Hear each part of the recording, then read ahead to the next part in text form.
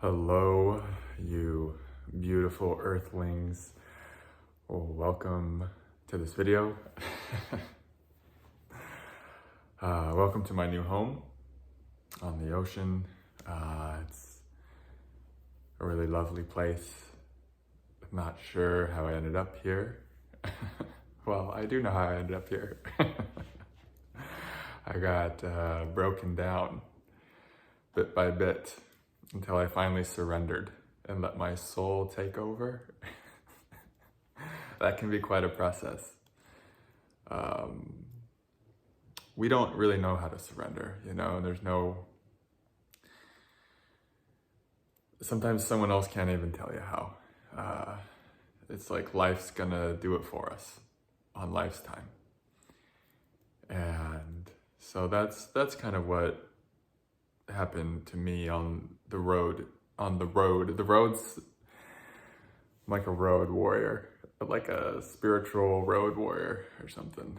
I've had a lot of breakdowns and breakthroughs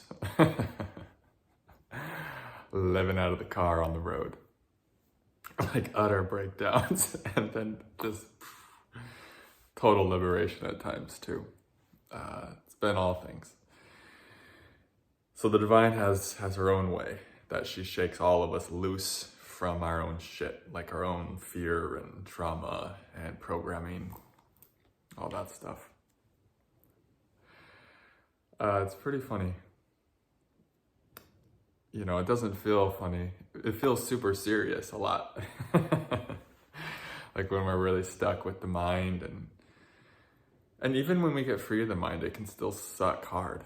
Can still suck terribly at times and be really awful. Enlightenment doesn't just, and I'm not even saying I'm enlightened, but what I'm feeling as I become more and more, we'll just say free, as I start to experience more and more of what people say is enlightenment or whatever, what I'm noticing is enlightenment doesn't mean shit about anything except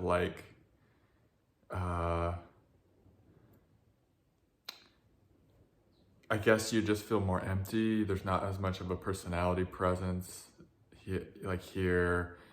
But it doesn't mean I guess suffering is, let me just say it like this. It doesn't mean pain and suffering stop. It just means, I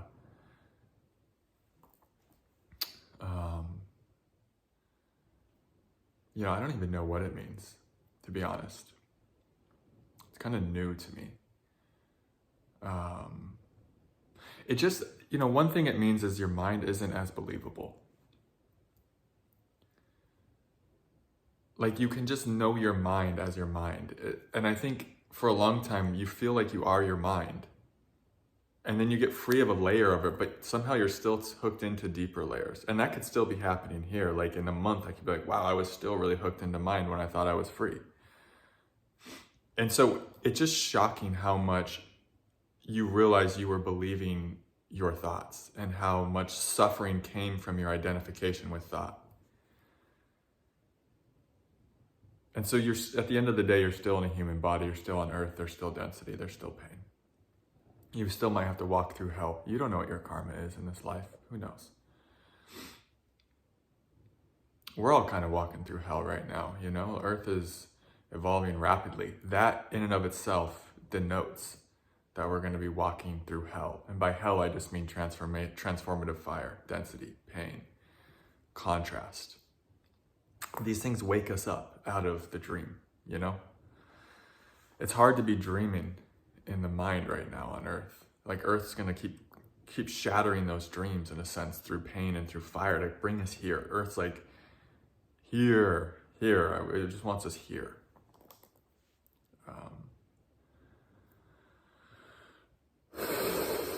Yeah. So what was I saying? Yeah, I feel a bit ungrounded. I'm on a peninsula, and it's got some energetic fireworks here, which is amazing. But it's just like it's like has this energy that's going right into the pit of my belly. And that's where we hold a lot of our survival fear. You know, my ego programming would never have came to a place like this, like Alligator Point, appropriately named. I feel like the indigenous tribes that were here, the Native Americans, were very like a warrior. They had a warrior spirit, if I had to guess, like a fire warrior spirit. It's a lot of that kind of energy, that warrior energy here. It's like, woo, woo, woo. I've been just doing power. I've done power yoga both days I've been here. Like I've had to do power yoga with like, woo, like tribal power warrior music playing during the asanas. When I was in Colorado, I was just doing yin yoga. It was all softness.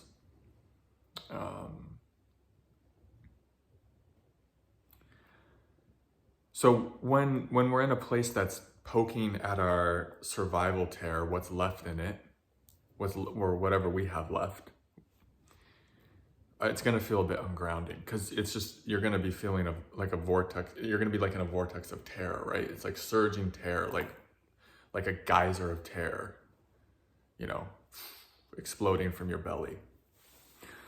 I said this in a Patreon video, which I'm really enjoying. Patreon, like the community we have over there, it feels like it has this tribe energy now. I was absent from that community for like 2.5 months, and long ago, 4 or 5 months ago, we had a different tribe going, but then I kind of was going through stuff, and I took a cessation, is that the word? I took a break. I'm a real wordsmith, watch out. I took a break, and that kind of tribe just disintegrated a bit. And now I feel like a new tribe's forming with some of the same people from the old tribe, but a lot of new folks too. And yeah, I'm part of a lot of different tribes, so it's nice to kind of be the quote unquote leader of another tribe or something. Or just like the organizer of it. I don't know. It feels pretty horizontal at times. But yeah, anytime. Oh yeah, this is what I was saying. In the Patreon video, I mentioned how when we have a geyser, like just terror gushing up from our belly, we're gonna feel terror up here, and then we can work through it, and then we'll feel it in our throat and then in our heart.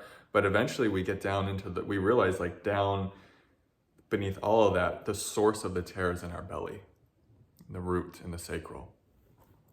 So I can feel my ego judging this video. Like, I don't know, it has opinions. That's the mind though, you know? It's like seen. I think even in videos a lot in the past, I would just get hooked by my mind, by the shame in that dimension, the terror, the fear of the judgment, the beliefs of unworthiness. I'm not good enough. They're not gonna like this, whatever.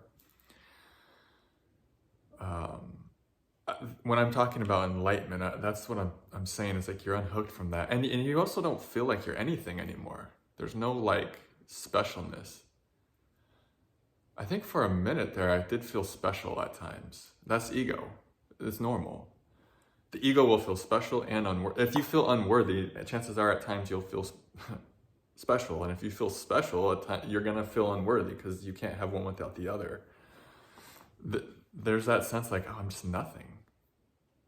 And not in like a degrading, well, I'm nothing. Like, no, just like simple, like, oh, well, I'm nothing. It just is very regular humanness, you know? Nothing special at all about it. But yeah, so here's the thing. I did write something down actually last night. When it comes to feeling ungrounded, which many of you probably are feeling that on Earth, if I had to guess, I noticed how I was having a problem with feeling ungrounded, a bit, like sort of being in this this energy here is really dynamic. And there was this, eventually I just started accepting being ungrounded. I was like, oh, I'll just be ungrounded. Why do I have a problem with being ungrounded? Who cares? I'll be ungrounded. Why would I ever make being ungrounded a problem? Why would we make any inner state a problem, right? And it was amazing last night. I just stopped caring that I was ungrounded, and that in itself helped me feel grounded. Oh, this game where it's just so funny. It's like everything's so paradoxical, and everything, it's like the inverse is the way. I could feel myself, all the efforting I was doing, trying to get my energy down in my belly, in my root. Nothing wrong with this stuff. But eventually I just kind of gave up because I was like, oh, I'm just not going to be grounded right now. Like, I don't have the power. Like, my personal will cannot get me grounded. And I just kind of broke, and I was like, oh, I'll just be up here then, whatever. Just fly away. And immediately I just started to feel like much more present, much more in my body. And then I was like, maybe I need to be ungrounded right now. Who am I to say I need to be feeling more grounded? Like, what do I know? You know, what do I know about this process? Nothing. Time and time again, I've been shown I know absolutely nothing about what I need in the larger scheme of things. Yeah, I can know I need yoga or food, or maybe I need some companionship. I need nature. I can know those needs, but I don't know how my process is supposed to go so that I can deepen into what I really am more and more and more. I don't know where I'm supposed to live, what I'm supposed to be doing, how I'm supposed to be making money. I don't know what I'm supposed to be feeling or experiencing.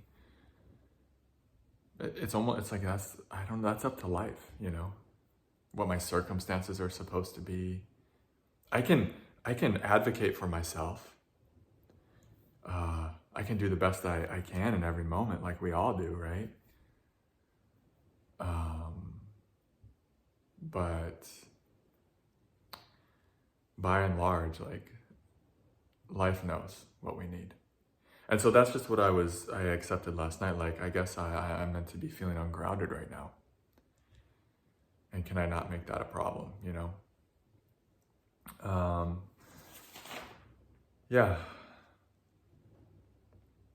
I was trying to change my inner state. I was trying to change being ungrounded. I was fighting it. And that in itself was just making me feel more ungrounded. So, yeah, maybe I'll name this for those who are feeling ungrounded.